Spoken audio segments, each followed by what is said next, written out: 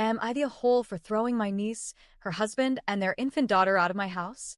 I am 62F. I am a military veteran who served in a combat zone. I have been diagnosed with PTSD and major depressive disorder. I usually say it's because of my military service to avoid the stigma of mental illness, but to be honest, it's mostly because of my childhood. I have what is called complex PTSD, which is caused by many traumatic events over a long period of time, rather than one incident or a shorter period. My trauma started when I was about 5. My mother divorced my father and married a psychiatrist. She didn't know at the time that he was a paranoid schizophrenic. Needless to say, I suffered greatly at his hands, mostly emotional abuse, but some physical abuse also. My mother died in 2022. She was my rock. I kind of mentally fell off a cliff and gained a reputation in my family of not being able to take care of myself adequately, which is, to be honest, is true. Basically, the trash in my bedroom was waist-high, and the rest of the house was also a mess. My brother took all my pets away from me and took them to the shelter. The family, they live in a city about 80 miles away, came up and helped me clean my house. In order to try to help me with my mental health, it was recommended that my pregnant niece and her husband move in with me. I agreed. My niece and I are extremely close and have had a lifelong love for each other that can't be overstated. I have no children of my own, mostly due to my lifelong battles with mental illness. Despite being mentally ill, I had a very successful military career and also had a high-paying job in civilian life. I became disabled in 2009. I receive SSDI and a pension from my former government job. As a result, I'm a homeowner. I live in a senior complex. Adults are allowed to live with me with no explanation, so having my niece and her husband here is no problem. The problem is that when she moved in, she was pregnant. We agreed to try to keep the baby on the down low and try to mask her pregnancy whenever she came in and out of the house. She refused to hide her pregnancy and became very angry with me whenever I mentioned it. We haven't talked about this, so I'm not sure why it makes her so angry. I can be fined and or foreclosed upon if I am breaking the HOA rules, so I am taking a great risk. Her husband is a nice enough person most of the time. He was fairly recently a drug addict. He is a convicted felon, but I don't know what he was convicted of. At some point after my niece became pregnant, they were living in their car. I told them to come live with me, but my brother vetoed that idea. We have a very large and very close family. My older brother is the boss of me, so I do what he says. LOL. Later, my niece's husband, let's call him Jerry, became clean and sober, and my brother said it was okay for them to move in. Depressed people don't do well living alone, so it was thought of as a win-win for all of us. My niece, let's call her Peg, has 5 dogs, none of them house-trained. I have a house with a yard, so that's okay. I have asked her to work on house training them, and she says they are not trainable. Jerry is volatile and unpredictable. If you thought my childhood was bad as I described it, his was much worse. I empathize with him because of that. One of the problems with being mentally ill is accepting it as a disease and not a character failure. I've been depressed to a greater or lesser extent most of my life. Despite this, I was a very highly regarded employee in all the places I worked. So I feel I am a pale shadow of the fairly functional and highly successful person I used to be. Plus, I am dealing with aging. Anyway, it's very personally humiliating to feel like I am not the person I used to be. Because of Jerry's past, I thought he would be understanding of my mental illness. Peg has also had a fair amount of traumatic events in her life, and she suffers from depression also. Anyway, they are not understanding, they are not supportive. Peg likes to cook, so she uses a lot of dishes and pots.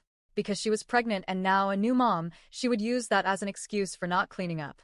I was told I would need to step up and help more than I was used to doing. This put a tremendous amount of pressure on me mentally. Imagine knowing what you have to do and being completely unable to act upon it. That's depression.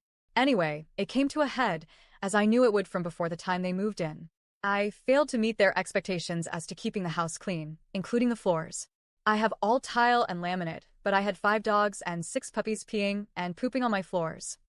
They accused me of blowing them off, being lazy, etc. By the way, lazy is the worst thing you can call a depressed person. It wasn't that they were upset with me for the amount of housework I was doing, it was the way it was communicated to me by Jerry. He absolutely exploded on me and screamed in my face. I have to admit I didn't react that well to that treatment in my own home, so a fair amount of FUs came out of my mouth. He capped it off with calling me crazy lady. I gave them a 30-day notice to leave my house that day. My brother negotiated a reconciliation between us, and we made up. I told them they could stay, but I was filled with a feeling of dread. To explain a bit more, my stepfather was mentally ill, and it was like living on the slopes of a volcano. You never knew when or why he would choose to explode. He was paranoid, so most of his explosions were because of his delusions and not rational, so could not be predicted. After suffering this type of childhood trauma from the age of 5 to 17, I was not happy about living with another volcano in my house. I desperately tried to help with the house, knowing that one day it wouldn't be good enough, and he would explode again. In the meantime, Jerry's father died, which was traumatic to him, and Peg gave birth to an absolutely gorgeous baby girl. Peg's mom came to stay with her 2 dogs, who are also not house-trained. Some of the puppies were adopted, but now I have 10 incontinent dogs in my house. Peg's mom, who I am perfectly friendly with, broke her shoulder in a parking lot mishap when Peg was in the hospital giving birth, so she can't help with the housework. I had spent the last 2 days working my ass off, doing dishes and cleaning the floors. I actually hurt myself. I worked so hard on the floors. I had been soaking the last of the dishes in the sinks in the kitchen when I fell asleep. Apparently, that is a mortal sin because they need a clean sink to wash their infants' bottles. So Jerry blew up at me and screamed in my face again. When I started crying, he called me crazy lady again. Now keep in mind, since that incident I have been only cleaning up after myself and not doing their dishes for them. Both sinks are currently full of dirty dishes and have been that way for about a week. Anyway, I said they had to leave.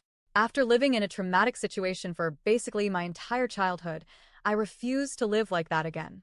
Being pressured to clean up after them, their dogs, and myself under the threat of an imminent screaming match is having a very negative effect on my mental health. The last time I was under this kind of pressure, I ended up in the mental hospital. Since then, tensions have subsided. I am much more relaxed because I am refusing to clean up after them and their dogs. Jerry has cleaned the floor and corralled the dogs in a pen near the sliding glass door so they can go into the yard. Something he should have done long ago. The dogs have also destroyed the drip irrigation system in the backyard and chewed through my vacuum cord. I've spoken to them and told them I refuse to be screamed at, lectured to, and humiliated in my own home. I am an adult woman, albeit with many flaws.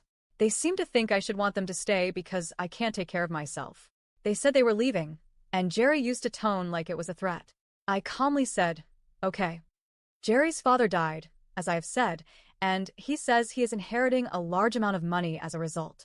I'm skeptical, but they said they will be leaving soon. If his dad is so rich, why were they living in their car? Anyway, am I the a-hole for kicking Jerry, Peg, and their infant out of my house?